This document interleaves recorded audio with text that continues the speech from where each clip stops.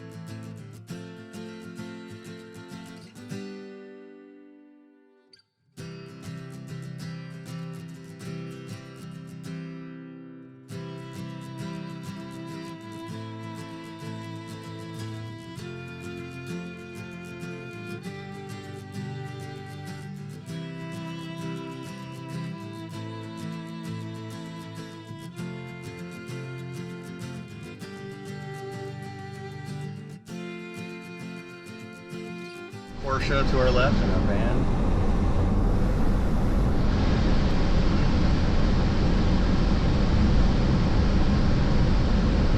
It is very strange, and by the way, I do have to acknowledge, I have to have the AC cranked in here to make sure that the camera doesn't overheat. So hopefully you can hear me. It is very weird, strange, surreal, sad to be driving through the disaster zone. I mean, there's no two ways about it. We have been driving 5.5 miles at this point. And then there's pockets where you see here all of these houses were unaffected. They are still standing. There's so much that's unrecognizable, and so yeah, a gap. And the hillside looks the same. You'd think, okay, well maybe the hillside is a valley on the one side and they came down that, but no, it's, for whatever reason, these houses, the ash landed on these houses, but not the ones on the other side, on either side. There are sections of this that, I mean, I can't even like connect to, because I don't remember, like there's not enough left for me to remember what it looked like. It's just erased fully. So I'm going to have to try to compare this on Google Street View and use the go back in time, the timeline function, to see the before and after. Because, you know, there were definitely restaurants out here I would visit on occasion, and I would drive up and down this road not infrequently. For a while there, one summer especially, I was going swimming a lot up at Pepperdine University, which is further up the coast. So I was coming up and down here all the time. I had a friend, her dad lived right off of the PCH, and hence had the pass to go to use the Pepperdine pool.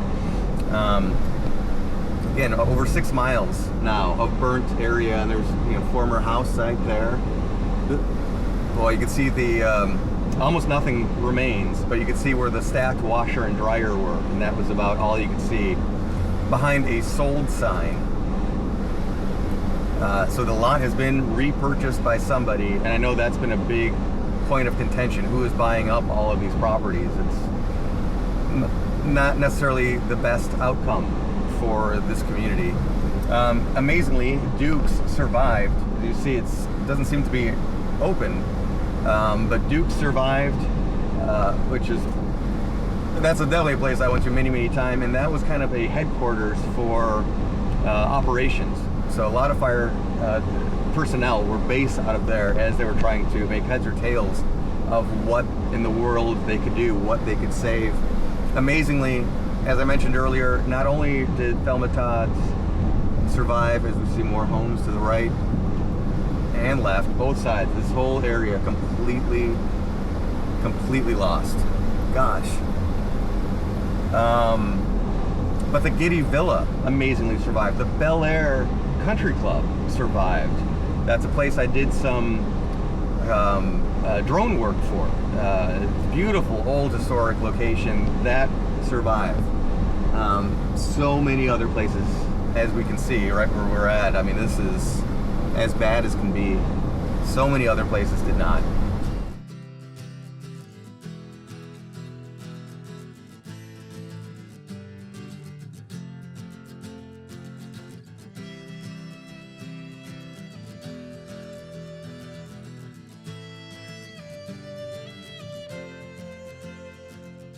I believe the slogan for Malibu, like the town motto, is 27 scenic coastline, something like that.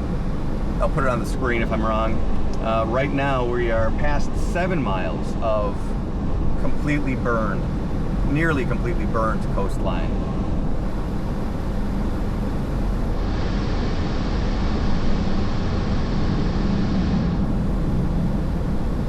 See Smokey the Bear, low fire chance today.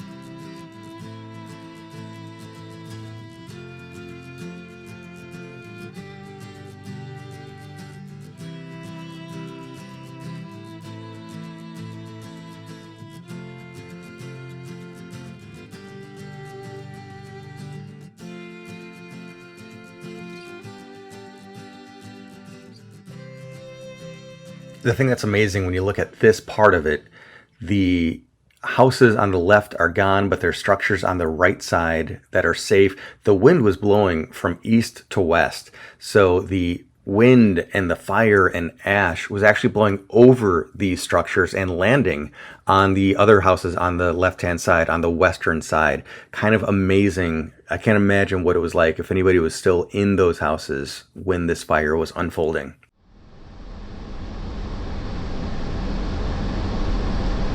So as it is, it's about 7.5 miles up, and I'm hoping that this was the end of it.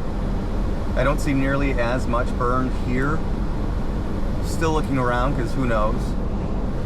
But 7.5 miles, that's still quite a lot of decimation. And of course, going inland as well. 7.5 miles just sweeping across a whole community, one house after another. You know, I don't have a mission for this video. I don't have a message. I don't have... I mean, I guess maybe the message is just how we as human beings just persevere, you know? I mean, the worst of the worst type of disaster, and it went for days. And it felt like there was no end in sight at times. But obviously, Malibu is going to come back. Malibu, it didn't go away. And of course, the journalistic reporting made it look like all of Los Angeles burned down, but no, not all. There was a lot. Oh my gosh. But even in the grand scheme of all of Los Angeles, look, there were a couple of neighborhoods that were completely wiped off the face of the earth. It is so strange to drive through that stretch that we just went through. Like I said, I'm not going into any of the neighborhoods. I'm just sticking to the PCH. And then the other thing is, you know, I can go positive and say we will come back. So here's a landmark: Malibu Pier, sport fishing pier. The fire stopped about a mile south of this location where I am now. You know, the positive side is that we will come back. Malibu will come back. This is still a beautiful, awesome surf town, seaside community. But also, I hate to say it, but it's the reality, is as soon as humanly possible, while the fires were raging, talking head news was just all about pointing fingers, assigning blame, trying to create a divide among people. And of course, most of the people saying things were people that don't know anything. It's budget friendly to just hire a commentator. Opinions are free. Facts take effort and time to research. And I just, it was sickening. A natural disaster. While it was happening, the coverage was ultimately to do nothing but keep people watching TV. Keep people watching their channel to sell ad space. It was designed to divide people, but more importantly than that, just divide people enough to keep watching and not change the channel. And so that is one of the darker elements of life today. I hate to say it. Thank you, firefighters, that sign says, from the the animal clinic. Here we are at the end. I am going south down the PCH, picking up the last bit of this area that I missed on the drive up. And you can see there are just no houses at all on the right side of the screen on the western edge of California. It's got to be amazing being right on the waterfront like that and having no help, no ability to put out this raging fire. It's still just staggering to me how green these hills are. It's just a couple months later, and the wildlife, the plant life, has completely come back already. When all was said and done, this fire burned from January 7th to 31st. This is just for the Palisades fire. I'm not talking at all about the Altadena fire, which was going on the eastern side of Los Angeles at the same time. Just for this fire, almost 24,000 acres burned, which is 37 square miles. And I was trying to take a very conservative count of the lost structures just on the PCH, not trying to get a definitive version, but just try to get a ballpark of what we're really looking at, because it's hard to understand what we're seeing when there's just nothing left. I still came up with a number well over 100, probably closer to 200, just in this area. But in total, in the Malibu fire, which I should be clear, is known as the Palisades Fire, and this affected the Pacific Palisades, Malibu, and Topanga. About 6,800 total structures were destroyed in this time. and we know that at least 12 people lost their lives. This is a travel channel and a myth and folklore and urban legend channel. So why am I doing this here? Well, it's also a history channel for one, and this is a very important part of local history.